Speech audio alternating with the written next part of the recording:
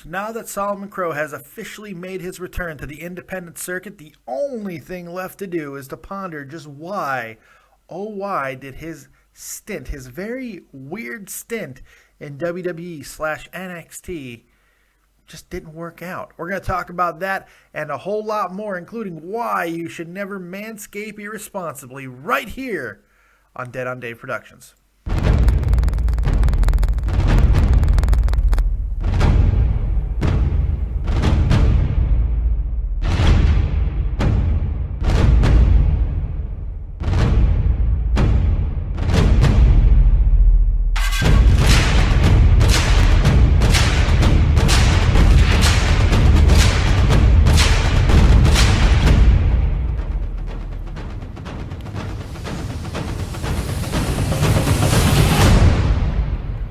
What's going on, everyone? Welcome back to the channel. It's your boy, Dead on Dave, and we're going to talk about Solomon Crowe today, man. We're going to talk about why this just did not work in WWE, because he has officially made his return to the independent circuit back in Chicago as Sami Callihan. And we're going to get on all that in a second. Couple of things really quick. First, I want to apologize. I'm going to do a couple of videos here. I want to apologize for not doing Dead on Dave Live last night. I know a lot of you guys were looking forward to it. It's the call-in show. It's the viewer questions. But I got hammered at a party. I don't do parties. You guys know that. I don't go out very often.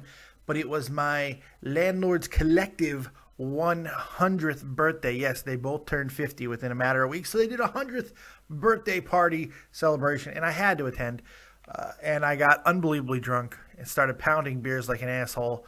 Don't pound yeast beers. Those really big yeast. Don't do it. The Weizens, don't do it. It's not a good situation. It hits you hard.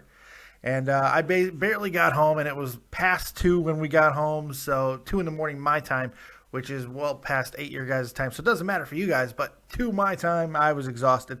So I just passed out on the couch, and now I'm doing videos to make up for it. So first and foremost, I apologize for that. Now that that's out of the way, the second big item on the agenda, if you're noticing, the beard's gone. The glorious beard is gone, and all's left is the shambles of a goatee. Now, very simply, I tried to clean it up. I tried to manscape it. It was all wispy. And my arm, my left arm that has all the nerve damage in it, went dead in the middle of shaving. This happens. Thank you, Iraq. And I chopped a big piece off. And now my beard is no more. So, but don't worry. It's going to rise from my face in a fury of bushy goodness. Don't worry about that. All right, now that all that stupid shit's out of the way. Well, not stupid. I really meant the apology. I just don't care about the beard. But now all that's out of the way, let's talk about Solomon Crowe. All right, look. Everybody knows about Sami Callihan. Everybody knows about this guy. He's been around for a very long time. Some people really, really like him. Some people don't. He ran in the early days with Dean Ambrose and his crew, but he was one of the later ones to get picked up. What people don't know is, yes, we know him in NXT from January till now, where he's now successfully asked and been granted his release. But the story goes deeper than that. There's a lot more interesting things. He was brought in back in 2012 on October 23rd. He had a dark match with Johnny friggin' Curtis. Yes, Fandango. And all the signs there was that he was signing with the WWE. The medical test, everything was going through. And on May 27th, he did officially sign with WWE. May 27th of 2013. 2013. And on August 29th, he did make his in-ring debut as Solomon Crowe with a loss to Xavier Woods. But that's a big stretch of time, a few months where he didn't make his debut. But that was at a live event. We didn't see him again officially until, oh God, I don't have the date. Officially is a really weird word because he actually made his debut, his official debut, in August of 2014. But February of 2014, he made his NXT taping debut against Sylvester Lefort, but the match never made television. It got removed. It's so weird. So after that, he came back on, nothing on television until January 28th of this year, 2015, finally getting in. Oh, no, that's when his vignette started, and he actually made his debut on March 4th. It's unbelievable. He debuted attacking CJ Parker in February, but didn't have his first match until March 4th, where he beat Bull Dempsey. Now, okay, so he had a few matches in between. Not a lot. He didn't do a lot of work in NXT. He wrestled some matches. He did his thing, and that's fine and dandy. He did some people dug him, some people didn't dig him. I'm one of those who just never really felt.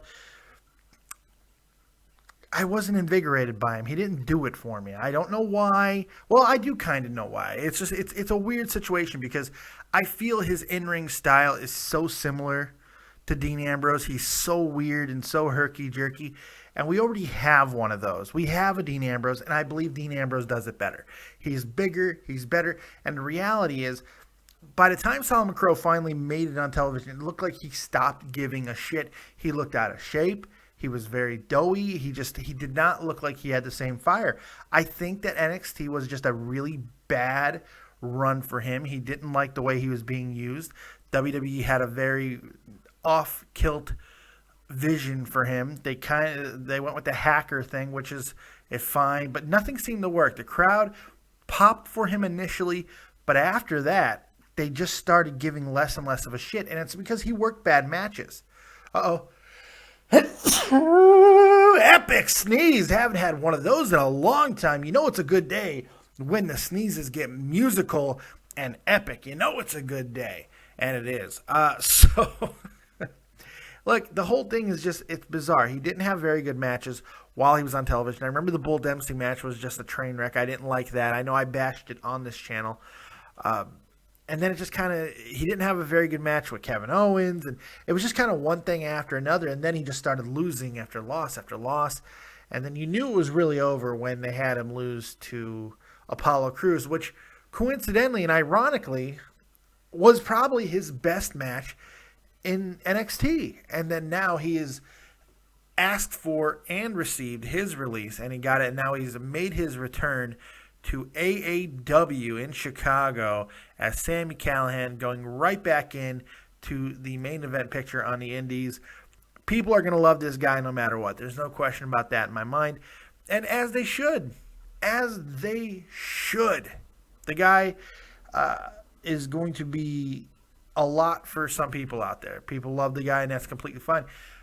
I don't know if he was just exacerbated with the entire situation with WWE, or if WWE just realized he is kind of a smaller version of someone they already had. And when you're a smaller version of somebody that they already have, and by the way, I'm talking about Dean Ambrose yet again, they mismanaged Dean Ambrose for so goddamn long. Imagine what they would do with Solomon Crowe. The best thing that they could do was go their separate ways. So Solomon Crowe, seeing this, asking for his release, not only getting it, but getting, I don't even think he had a no compete clause. I don't even think there was in there because WWE just doesn't care. It's unfortunate. It sucks, but that's just the way of the game sometimes, and that's the way it goes. So what do you guys think on the Sami Callihan, Solomon Crowe situation? Do you guys think that this was inevitable? Do you think this is fully on WWE? Or does getting over ultimately fall on the performer? How much of this is on Solomon Crowe? I think that there is a legitimate beef that you can make. I don't feel that he came prepared. By the time that he finally got on television, I think that he had stopped giving a shit and he didn't look like he was in good shape. I don't know. I'd love to talk to the guy. I feel for him. To reach your dream, which more than likely he's going to say it wasn't his dream, and it might be true. I think all wrestlers are going to take a shot at the big time, at WWE. And whether it's their dream or not, because a lot of these guys, let's face it, wrestling in the independents for their entire career, doing things their way and all of that, that is the dream. That is the dream. Because I think we forget about it with WWE and some of the other organizations that blur the lines of what wrestling is. But wrestlers get into this because of their passion for what they do. Yeah, you can get paid well, but most of the time, 90% of wrestlers don't get paid very well, especially the physical toll that they put on their body. It's not, Jesus, it can't be worth it. Not monetarily, at least, but it's what you want to do. It's no different than being a circus performer, because that's what the wrestling industry is. It's so akin to the circus. It's work out at start. It makes the absolute most sense to compare the two. So there you go. I mean, I think that's what people need to take in consideration when they talk about these guys, is the passion that goes into it. And, you know, so he's home. He's back where he wants to be, and good for him. And I wish nothing but the best for him. And I hope that it works out, and he continues to grow his brand, his name, and wrestles the way he wants. All right, that's all I got. So let me know what you guys think of the situation in the comment section below. Also, make sure you hit me up on Twitter. Let me know what you think about Solomon Crowe, Sammy Callahan on @DeadOnDaveV. That's all I got. Thank you guys for joining me. I'm going to do another video right now. I'm going right back into another video, and I'm going to talk about everything else that happened in the week that's not necessarily wrestling related.